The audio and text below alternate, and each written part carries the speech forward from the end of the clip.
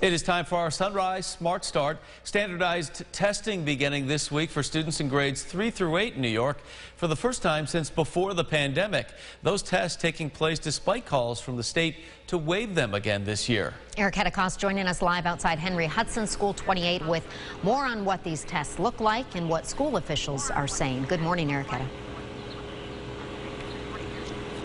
Good morning. Well, the State Department of Education says we're looking at a percentage of remote learners who won't be taking a test that's only administered in person, and as a result they say we're not going to get the results we need, we're looking for, and it's meaningless in their words. Now, after talking to some officials in the areas in schools, I learned there's a lot of mixed opinions about it. So let's first talk about what the tests look like. They're shorter for English and math. Students only have to take one section, but the biggest change, according to Gananda Superintendent Sean Van Scoy, is less stress and less emphasis on actually taking the tests. In years past, the district has had high stakes to meet for participation, but this year the United States Department of Education removed them, and as a result he says there's more of an effort to measure performance on more of a localized level. Also important to note, students have been allowed to opt out for a few years now, but again, with that percentage of remote and hybrid learners, Van Scoy says they're preparing for even more to opt out.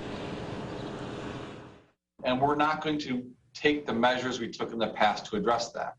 In the past, we would have called parents at home and had a conversation with parents about why they were opting out, or we'd call parents at home and saying your student was refusing to take the test today and have a conversation with parents about what their interest is.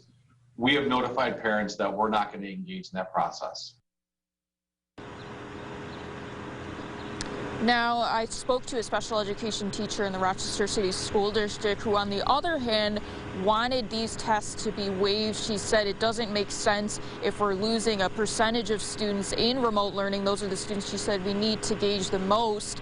So she says we need to meet students where they're at in alternative methods. For now in Rochester, Eric Cost, News 8. Yeah, a lot of people talking about this. Eric, thank you for that update. Districts like Gananda in Greece, they've been using an online program called iReady as a way to measure students' performance in the classroom.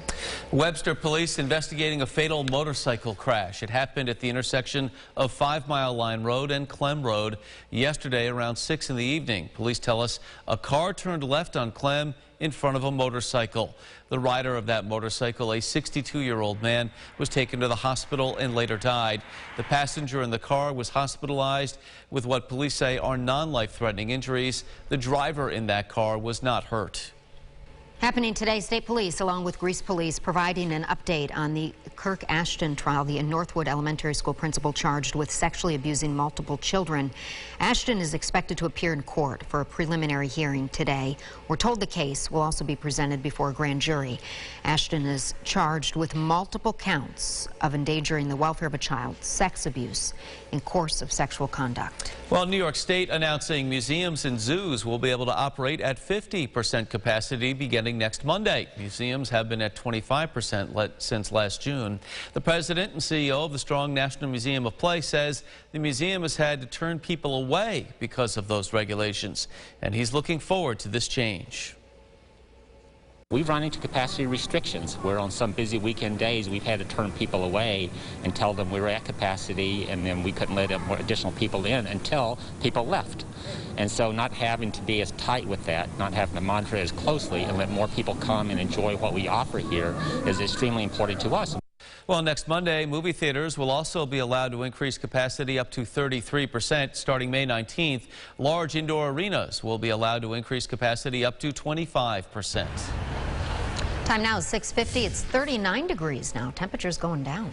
Yeah, for sure. We're going to hold there, though. It won't go down too much further as the sun comes up, and we are seeing cloudy skies. Penn Yan at 48, though. Pretty warm there. Dansville at 40 degrees. At downtown Rochester at 40 as well. The next 24 hours, we do see rain and snow showers arriving overnight and into tomorrow morning. So those will really surprise some that are not watching this broadcast. For those that are, I will tell you exactly what you can expect, as well as a look at the bus stop forecast in about 5 minutes. Mark, Leah? All right, James, thank you. Quiet morning on the road so far. Light volumes coming into Rochester at this hour, as you see over the Douglas Anthony Bridge. 490, 590, 390, all flowing nicely here just before 7 a.m. Well, so many people across the country watching and waiting for a verdict in the trial of Minneapolis police officer Derek Chauvin, accused of killing George Floyd after kneeling on his neck. Joined once again this morning by Washington correspondent Alexandra Limon. Alexandra, good morning.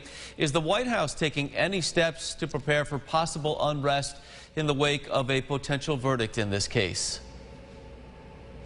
Good morning. Well, yesterday, Press Secretary Jen Psaki said that the White House is, in fact, in touch with mayors and governors around the country to prepare for the possibility of, whatever public reaction may result after we get that verdict in the Chauvin trial. The press secretary said that the White House hopes to give, enough space for protesters to make their voices heard, but they do want things to remain peaceful. We've also heard from Republican lawmakers like Senator Mitch McConnell, who expressed, a fear that these protests could potentially turn into riots. So he did urge people to remain peaceful as well. But we do know that the White House is, in fact, in contact with cities and states around the country. Yeah, and what are other lawmakers saying about this trial and the potential for unrest here? Everybody is just kind of keeping an eye on that. But the other thing that obviously this verdict has brought up is it has renewed talks of police reform bills. This is something that Congress tried to tackle last summer after the death of George Floyd, but the bills didn't really get anywhere because Republicans and Democrats just couldn't come to an agreement on what should be included in the police reform packages. Republicans, for example, were pushing for legislation that would have expanded the use of body cameras and increased transparency, they say, as well as making lynching a federal crime. But Democrats said that that bill, the Republican bill, just didn't go far enough. Democrats wanted to also include, for example, a federal ban on police chokeholds, and also giving the Justice Department, for example, more tools and funding to go after police departments, or at least investigate police departments that, may have a history of systemic racism.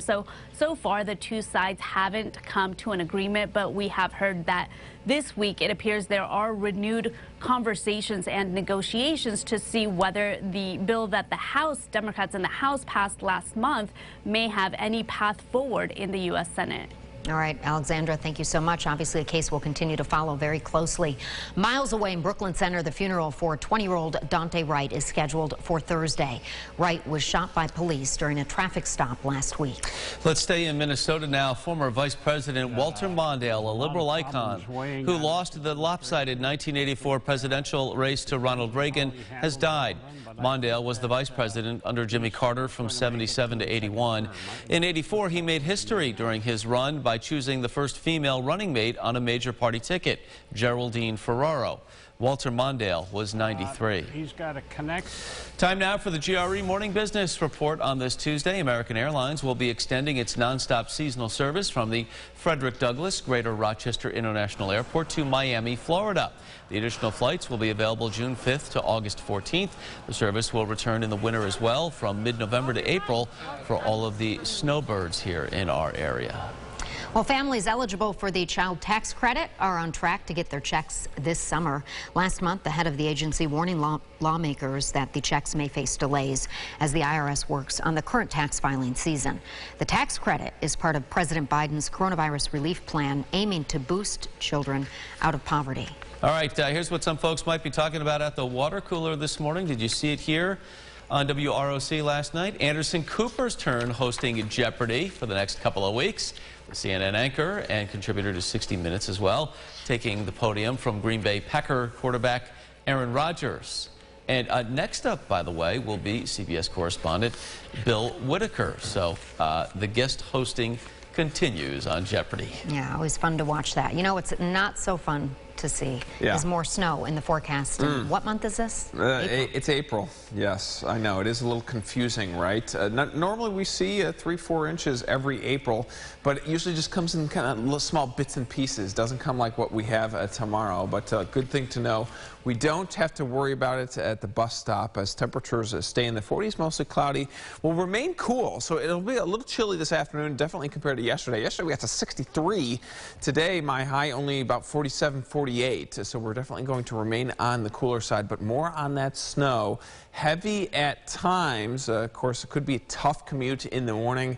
I think we could have a couple of inches on the ground. By lunchtime, we should see it taper off as we get into the afternoon. So as we wrap up this show, I would definitely have News 8 at Sunrise for tomorrow on the calendar, because we're going to have a lot to talk about. I think we're going to have maybe even some team coverage in there as well, as we focus on getting you through the morning, which will be a busy one with the snow.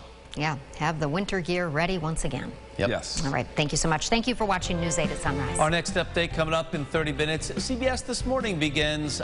Coming up next. Have a great day. RochesterFirst.com, Facebook, Twitter, and on our app for news and weather.